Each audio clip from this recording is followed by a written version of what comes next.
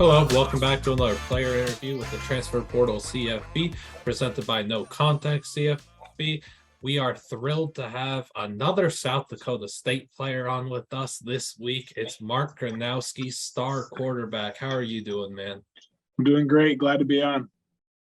Really glad to have you and Drewster here with me again. It's the fourth insert Dakota State interview we have this week. Kind of nuts. Yeah, just a lot of great players for both programs, and very glad to get to talk to Mark today. Absolutely thrilled to see what these players and these schools do this season. We're hoping that we could see them make a run to the Natty. Without further ado, though, we'll get into this interview, and I do really want to start by talking about your recruiting process, Mark, because you were an unranked recruit. So can you kind of just talk to us about that process and how you ended up at SDSU? Yeah, I mean, it was a really difficult process to start. And I mean, I reached out to a lot of coaches. A lot of coaches showed interest, but they didn't really want to pull the trigger. They said they had some guys above me and everything like that. But Coach Lujan here at South Dakota State, I started building a relationship with him very early in the recruiting process. And that just started to grow over time. And then once he became the quarterback coach here at South Dakota State, he ended up extending me an offer. And a lot of other places continue to just be wishy-washy, saying they still have the guy above me in their depth chart for recruits and everything like that. And I just continued to build that relationship with Lujan, and I really felt that South Dakota State was the place to be. And a lot of the coaches there are relatable, and they're such great people. Everyone's so genuine there, and really has that good family aspect. But later in the recruiting process, I ended up having a really good senior year. And a lot of Big Ten schools and even some Pac-12 schools ended up starting reaching out, asking for doing walk-on offers. And I kind of felt like that was just too late in the process, and they didn't really show any care and love at the beginning of it, just like South Dakota State did. So I kind of just shooed them away and continued my journey at South Dakota State. And do you have any advice for other, underrated recruits that are going through this process? Yeah, my biggest thing is just to really go somewhere that you're loved, and where school really shows interest in you, because there might be some schools that you dream of going to, and that they don't really show that much love. They might throw a walk-on offer here and there, but when you go in there, they're not going to show care for you or anything like that. So really just invest your time into the coaches that really care for you and are reaching out all the time, and spend time with those guys the most. We all have our start in football, whether it's playing or watching. I want to ask you, how were you first introduced to football, and when was it that you realized, wow, I could really play at the highest level someday? Yeah, I got introduced to football at a really young age, actually. I started playing when I was in first grade, and that was for just our youth football team in our area, and my dad was our head coach, and I ended up playing quarterback right away. And I've been playing that ever since, and I was able to grow with him, and he played quarterback in college as well. So he was able to teach me in my younger years, but eventually with my dad, sometimes you start having some back and forth things in your teenage years, and I had to end up I got another quarterback coach to throw it deep back in Chicago area. And it just helped me just grow as a quarterback in the sense of that. But yeah, I started at a really young age. You speak there a little about growing as a quarterback. Who has the biggest influence on your career been thus far, and what's the best piece of advice that you've been given?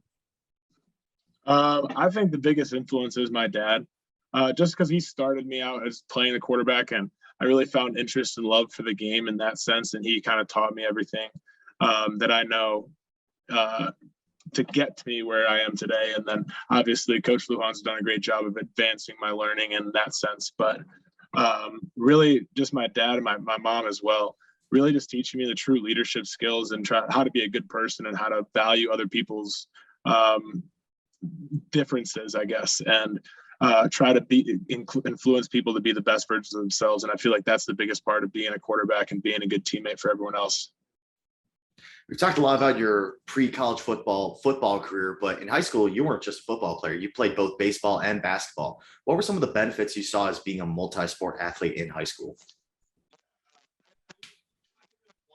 To single out any sport, I felt like there's a big advantage of playing multiple sports, because you got a bunch of different aspects of being an athlete in that sense. So I mean, you're strengthening your arm playing baseball, and you're working on your eye contact in baseball, hitting the ball all the time, and you're working on your quick side to side stuff in basketball, and even just a little bit of finesse shooting here and there, and just football too. Like if I feel like when I was growing up, I felt like if I ended up going on one thing, I would end up kind of drowning out in that sense of just getting too far into it and just getting bored of it.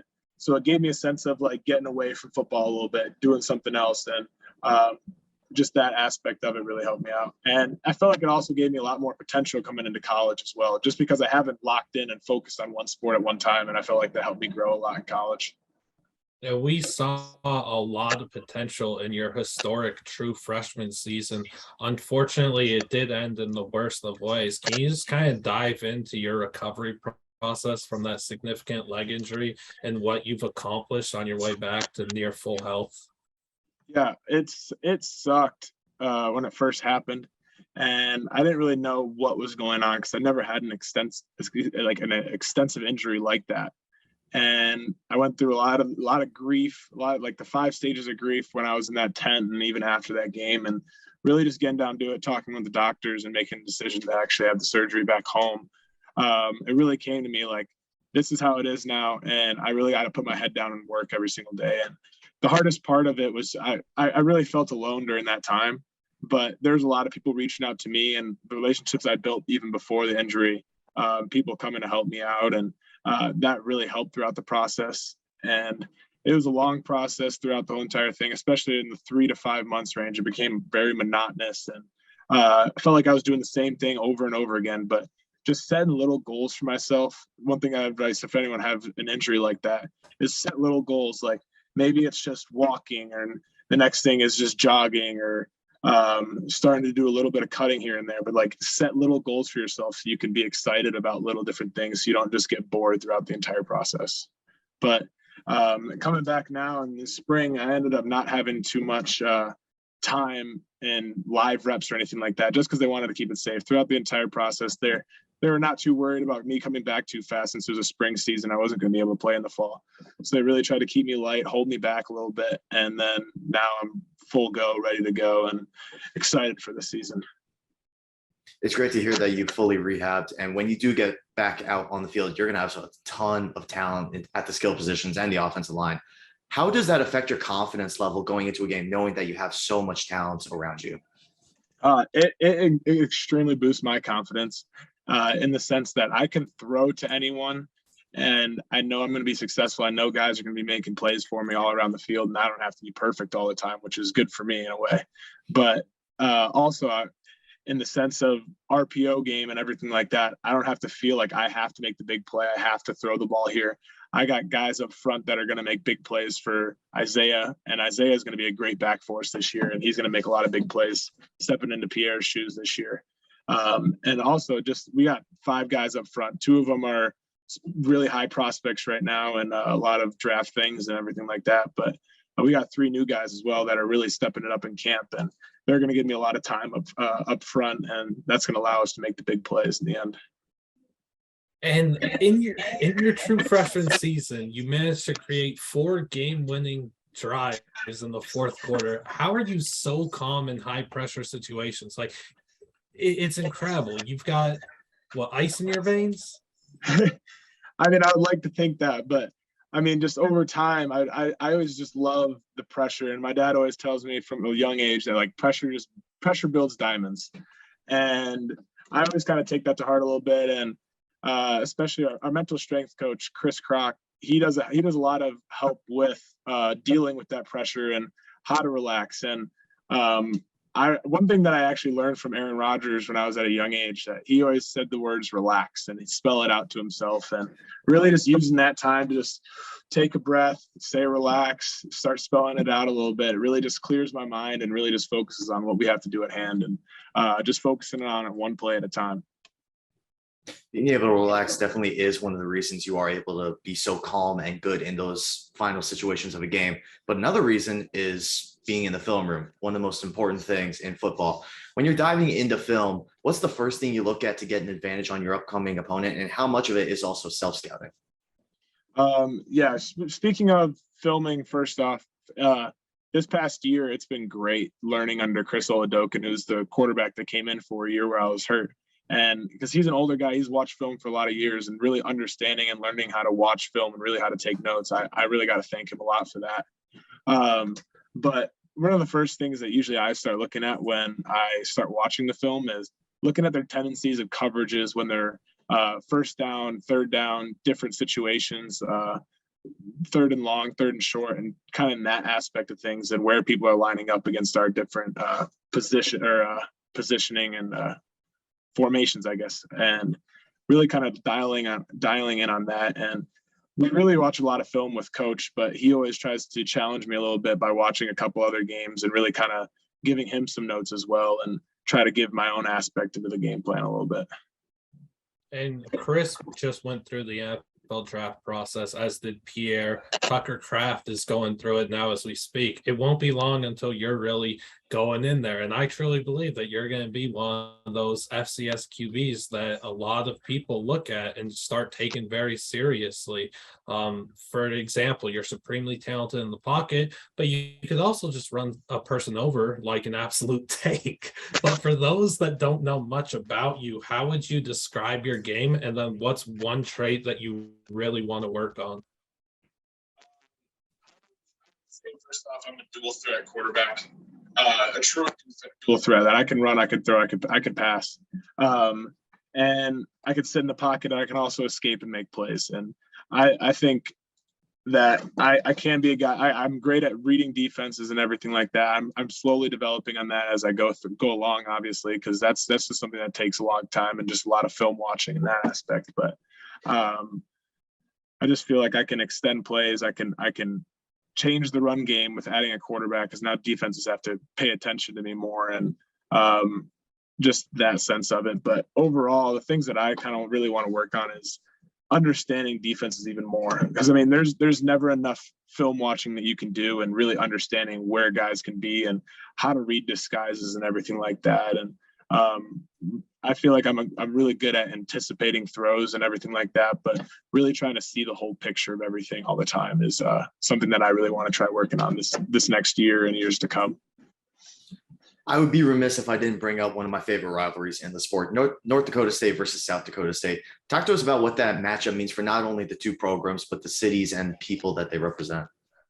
Yeah, so first off, every single year, a lot of rivalries around the country always have a trophy, and we have a South Dakota, North Dakota State marker, and that basically just sits in between the states and marks off the territories, really. And that's just such a big thing for us, just because holding up that rock at the end of the game is so special to us. And those games are always tight, always close all year or every year, and the fans all get into it. The crowds are always packed, they're loud, and it's always just a lot of fun going into that week. And even in our practices, we're blasting in crowd noise just to get us up for how loud it's going to be in those situations. And those are usually the most fun game weeks every single year.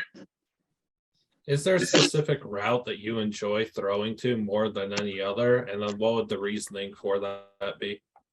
My favorite route to throw is probably just a 10-yard out route, either to the field or to the boundary. And that's just because I work on it so much. And back home with Throw It Deep, we hammer that a ton, just because that is sometimes one of the hardest routes in football. And it's such a long throw across the field, but sometimes I just feel like it's so easy, and I feel like it's taking candy from a baby pretty much in some aspects of the game. Outside of your own stadium, because your own stadium does get rocking, what has been the best atmosphere you've been to as a college football player? I mean, obviously, Dana J has got to be the number one on my list all the time. I got to say, the game in Frisco was a ton of fun, just because obviously it's a national championship game and the crowds are packed, and that was a blast. But the other game, I'd probably have to say North Dakota State, just because it is in the Fargo Dome, and granted, it was during the COVID, so we didn't even have max capacity, but it still felt really, really loud in there. And it's just a cool atmosphere that they bring, and even just the juice of the rivalry makes it more of a fun game. How about whether it be this season or looking down the road years in advance, how do you plan on just giving back to the community and helping out all those in need?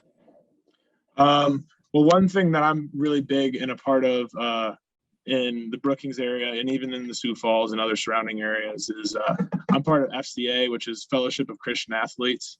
And we do a lot of camps and everything like that. And really teaching kids about the Christian faith and even just having some football camps. And we even run a 7-on-7, or not 7-on-7, but a flag football league in the fall.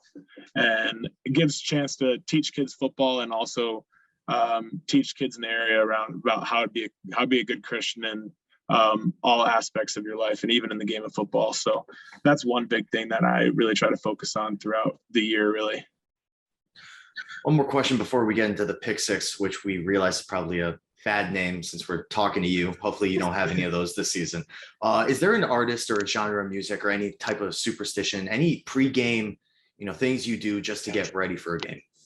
Yeah. So we were actually talking about this the other day, is just like what number you're at before games. So sometimes some people have to be at higher numbers. Like a D lineman might have to be a 10 because he's not really thinking as much. He has to go fast trying to bull rush someone. Maybe some wide receiver has to be a little bit more in the middle. And I feel like quarterbacks really have to be a low number and kind of have to be like the sniper of the group and really kind of have to dial in because we got to think so much and everything. And a lot of people think this is weird, but I actually like to listen to classical music before games. Because I started doing that in high school, actually, just because I felt like when I was listening to some pump up rap music, like I was getting too high, too antsed up for the games, and I wasn't really actually seeing as much as I could.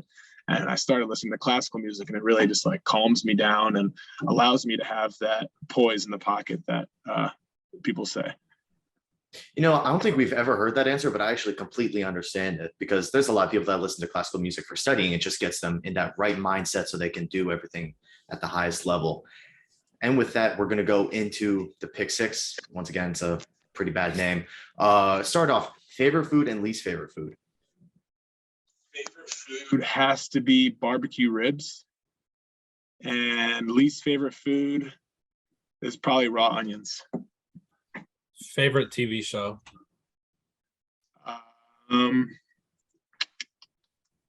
Right now it has to be Walking Dead. You have a hidden talent that not many people really know about? Personally, I think I'm a pretty good singer, and I've heard a lot of comments from other guys and other people. I think I'm a pretty good singer.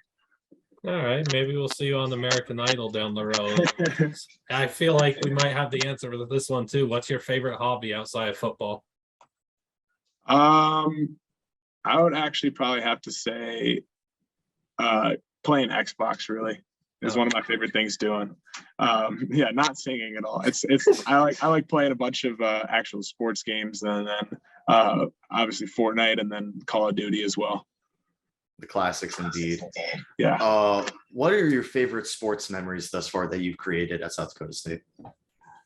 Probably one of my favorite ones is definitely that semifinal game against Delaware and realizing that we're going to be going to the national championship game. And that was a lot of fun. And even just hearing, if you're going to play in Texas, playing on the radio there, really just brings a joy to my, just gives me chills a little bit just thinking about it. And then also, I would have to say that the Southern Illinois game, which was the quarterfinal game, and we ended up not really having a great first half. And really just I'd gotten that mindset in the second half, and I felt like I really ended up having a really good half and had an 80-yard touchdown run that ended up leading in the game and ended up coming back and winning that game, which was awesome. Speaking of a national championship, let's manifest greatness. It's the national championship game. The Jacks need a touchdown to win it late in the fourth quarter. How is Mark Gronowski leading South Dakota State to a natty? Oh man, that's a tough question because I got so many weapons that I can be thrown to. But I mean, we're gonna draw up a pretty good play. I would hopefully be a pass play for us and just read it up and end up throwing a touchdown pass for the win. All right, to an undisclosed pass catcher. Again, Exactly. There's so many. Maybe it's what about if it's a trick play and you're on the receiving end? I know you've got a touchdown before. I would not be opposed to that either. I would love to do that. I always love trick plays. I think they're so much fun. That'd be an all-time moment. And now let's have you share some of your goals for this upcoming season, whether it be for you yourself or for the team.